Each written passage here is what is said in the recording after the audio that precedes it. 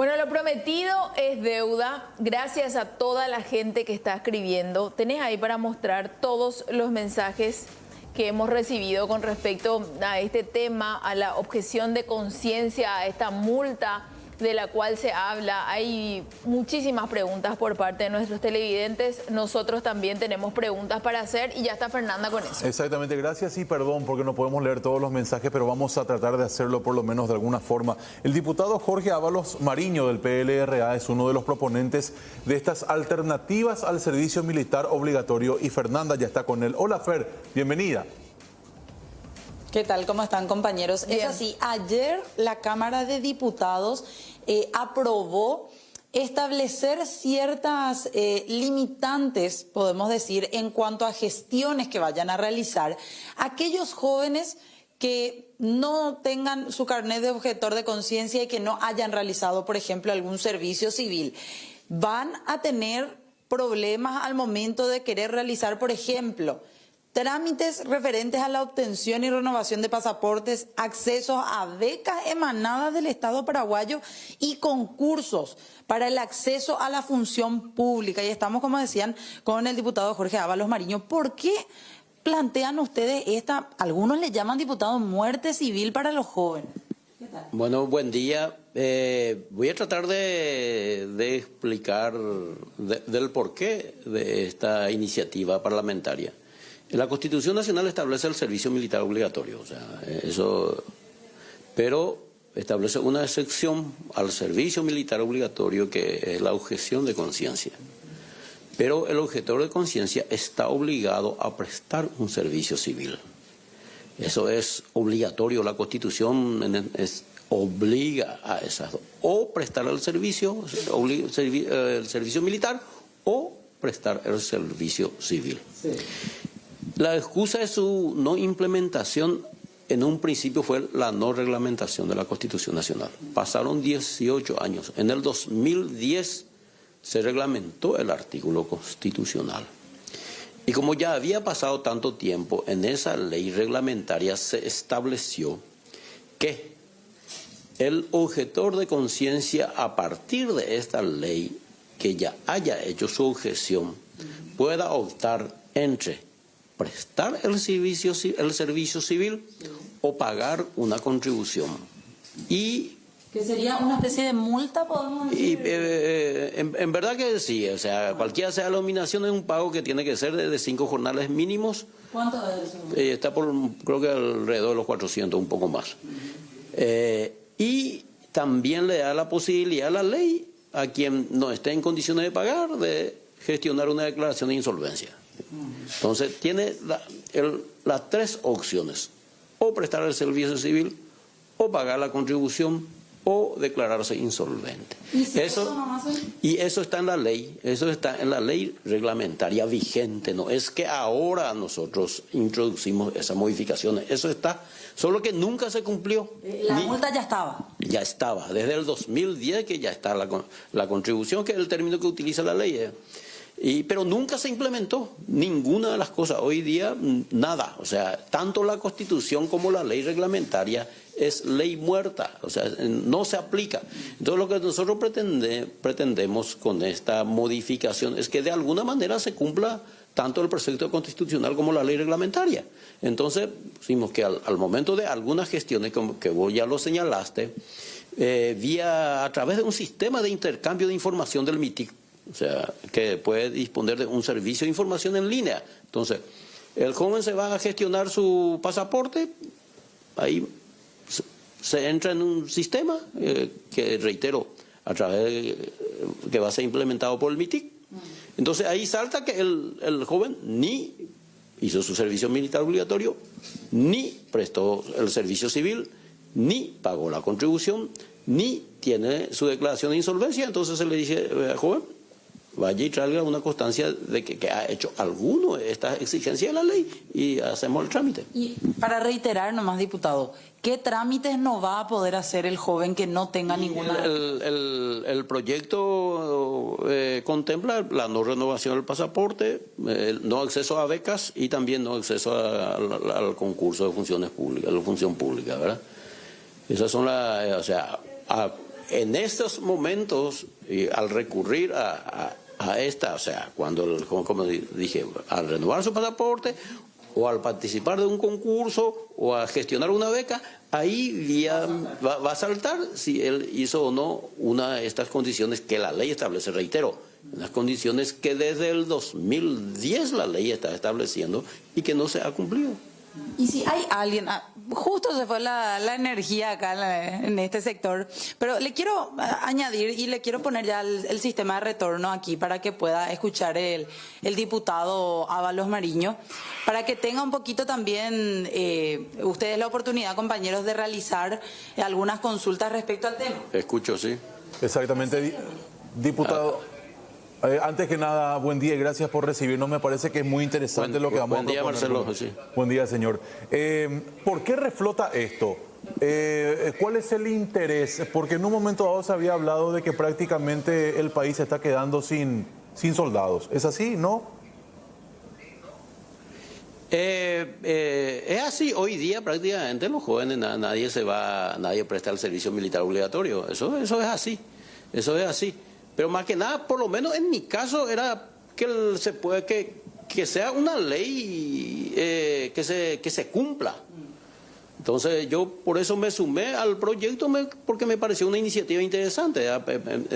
Yo lo que quiero es que todo, tanto la disposición constitucional como la ley 4013 del 2010 sea algo efectivo, que se cumpla. Diputado, Amalia te saluda, buenos días. A ver, buen día, Amalia. ¿a qué generación le va a afectar eso? Porque acá mi compañero... Se cortó el sistema de retorno, compañeros. Si me pueden volver a llamar también para poder recuperar la consulta. En este caso, y le hago yo la consulta mientras tanto, compañeros, mientras dale. Establecemos nuevamente el sistema de retorno.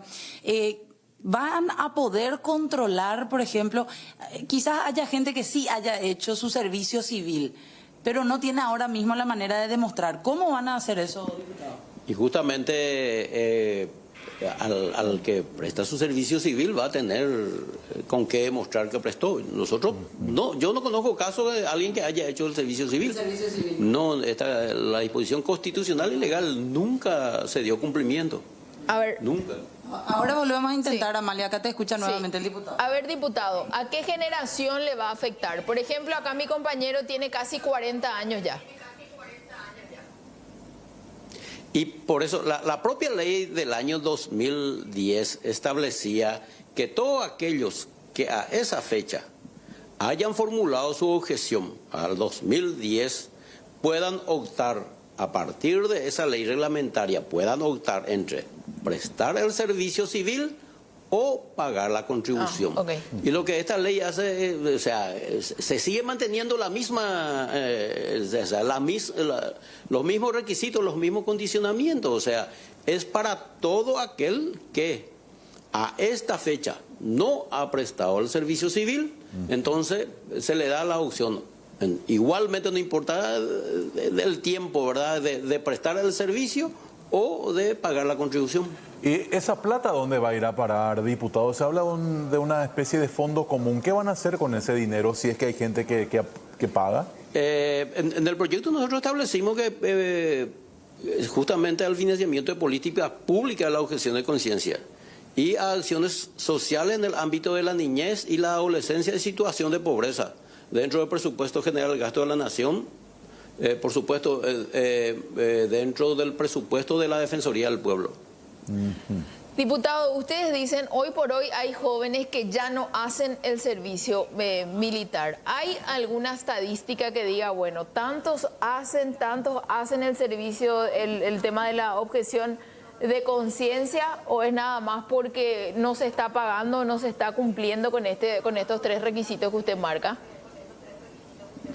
No, nosotros, no tengo a mano así números, pero te puedo asegurar que el 99.9% no presta el servicio civil. ¿Y no se preguntaron por qué? Y el servicio militar igual. ¿Y no se preguntaron por qué pasa esto? ¿Por qué no hay una motivación hacia nuestros jóvenes que lo quieran hacer?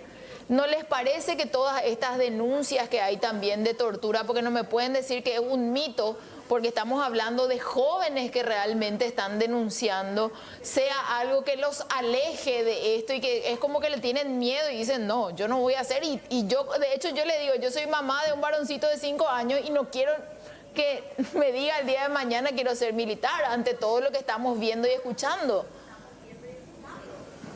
No, nosotros no entramos a debatir justamente ese tema porque nos concentramos en el tema de a partir de la objeción de conciencia, o sea, a partir del chico que no quiere hacer el servicio militar obligatorio y que la propia Constitución y la ley le exigen, o sea, establecen esas opciones. Ahora, el problema del por qué el servicio militar obligatorio es absolutamente otro tema, o sea, que es dentro de la problemática, pero que nosotros no evaluamos porque, reitero, lo que nosotros pretendíamos, personalmente lo que pretendimos el proyecto, que las otras opciones que se dan a la no realización del servicio militar obligatorio, que está establecido en la ley, pueda ser cumplido.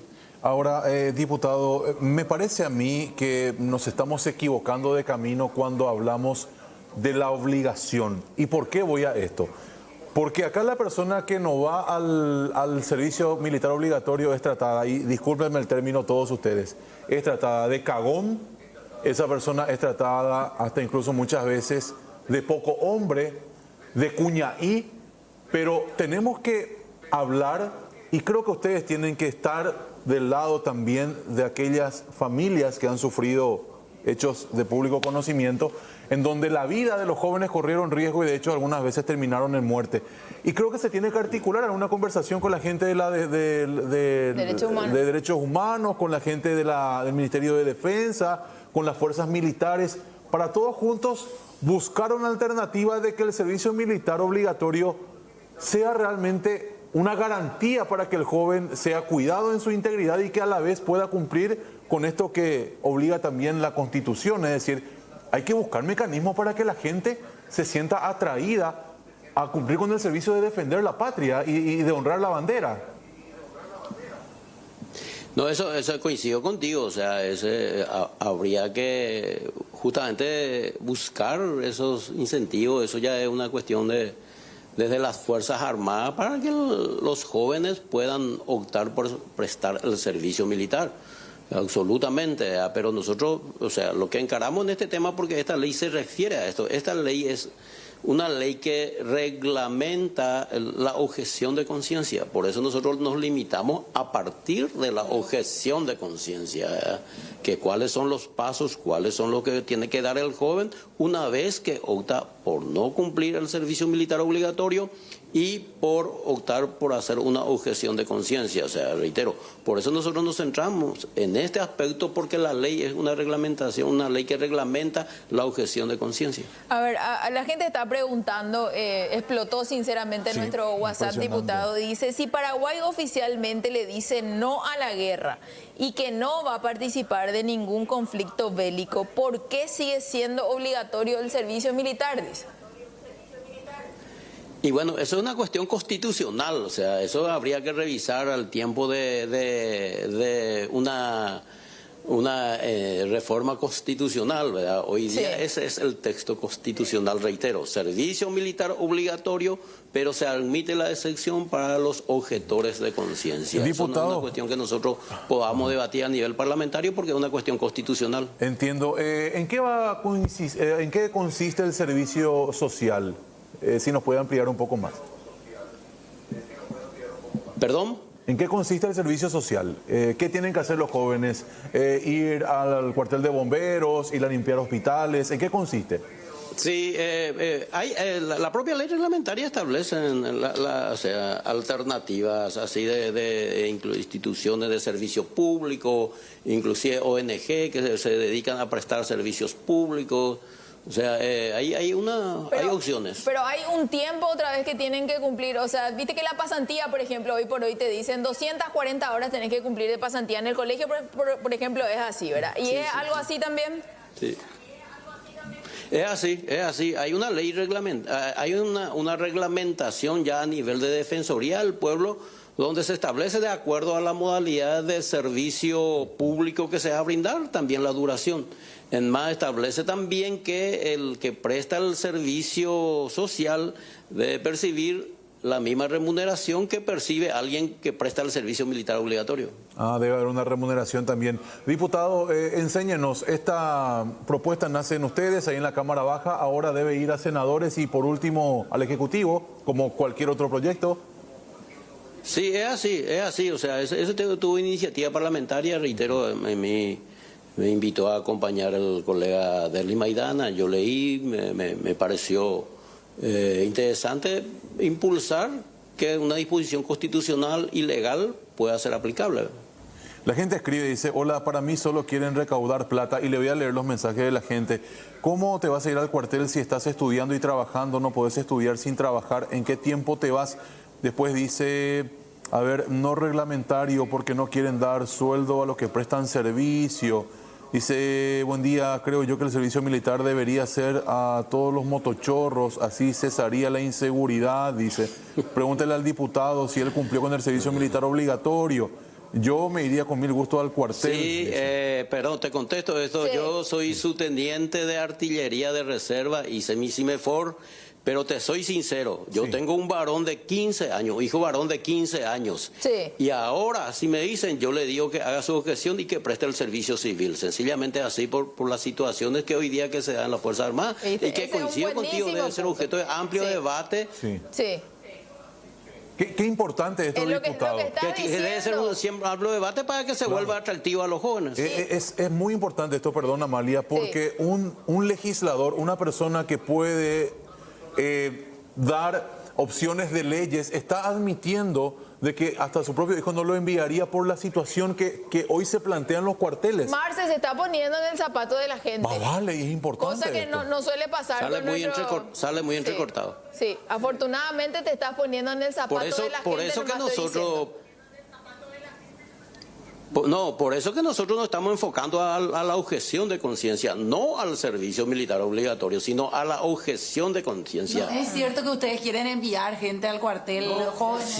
No es cierto. Aparte, ni aunque queramos, la propia Constitución Nacional le da la posibilidad de optar. Entonces, lo que nosotros queremos, nosotros partimos, o sea, arrancamos a partir de que el joven hizo su objeción de conciencia. Entonces lo que nosotros estamos haciendo, estudiando la reglamentación de la objeción de conciencia, no del servicio militar obligatorio. Eso el joven tiene absolutamente el derecho de optar. Amalia, Marce, quiero pedir un tiempito también porque le quiero preguntar aquí algo al diputado que nos estaba explicando antes de entrar al aire. Nos decían, por ejemplo, en el caso de que yo joven no pueda hacer la objeción, no pueda hacer el servicio civil, voy a tener en todo caso que pagar la multa. No tengo 400.000 guaraníes para pagar de multa. ¿Qué yo puedo hacer en ese caso? No, y la propia ley establece también el tema de la declaración de insolvencia. O sea, ¿y cómo se hace? Y eso todo ante la... Esta ley fue reglamentado por un decreto del Poder Ejecutivo donde establece el consejo, consejo, no me acuerdo exactamente el término, ¿verdad? Y ese consejo es quien toma las decisiones y todo se tramita ante ese consejo. Pero ¿puedo ver con la Defensoría, por ejemplo, del pueblo? El presidente del consejo es el defensor del pueblo, después está integrado por referentes creo que de la Cámara de Diputados, Comisión de Derechos Humanos. Te doy acá cómo está conformado el Consejo. Defensor del Pueblo, presidente de la Comisión de Derechos Humanos, senadores, presidente de Comisión de Derechos Humanos, diputados, representante del Ministerio de Defensa y un representante de los objetores de conciencia. Y ahí yo me voy en ese consejo y digo, yo soy joven insolvente. Todo se tramita ante ese consejo. Aún el tema de la prestación del servicio civil se trató en ese consejo. Ahí está, para aclararle también a los jóvenes que tengan miedo de repente de tener que pagar la multa. Exactamente. Diputado, más que nada, muchísimas gracias por tu tiempo. Fue una charla, me parece a mí, muy didáctica. Y me quedo con la última frase. No queremos obligar a los jóvenes a hacer el servicio. No queremos enviar jóvenes al cuartel. Sí. Bueno. No, totalmente. En más, no podemos obligarle a los jóvenes a ir al cuartel, porque la Constitución misma establece la otra opción para los chicos que no quieren ir al cuartel. Eso de ninguna manera se puede obligar a los jóvenes. Eso quiere que bien claro. Y nosotros no pretendemos tampoco con eso que los chicos vayan al cuartel. Nosotros estamos estudiando una reglamentación de objeción de conciencia que, reitero, una reglamentación, una ley vigente desde el 2010, donde se establecen las opciones para el chico que hizo su objeción de conciencia, y lo que nosotros pretendemos es dar más fuerza a la ley para que cualquiera de estas condiciones puedan ser cumplidas. Bien, bien. Gracias, diputado. Gracias, Fernanda, por estar también ahí del otro lado. Millones de mensajes tenemos, vamos a tratar de responder, de leer todo. En síntesis, Marcelo, si esto se llega a promulgar, ¿verdad? Pasaporte, dice viaje, Sí, NACORE. estudio, becas. Chau, si es que no hace También, ninguno de y los si dos. por ahí tenés la intención de ser funcionario público, también no vas a poder concursar Adiós, Monte. hasta que tengas tu carnecito de objetor de conciencia. Y Exactamente. le afecta de generación del 2010 en adelante. Exactamente. O sea que vos ya salvado, ya está. No tenés que ir a buscar tu carnet. Si es tu llama. Gracias, Fernanda. Muy amable.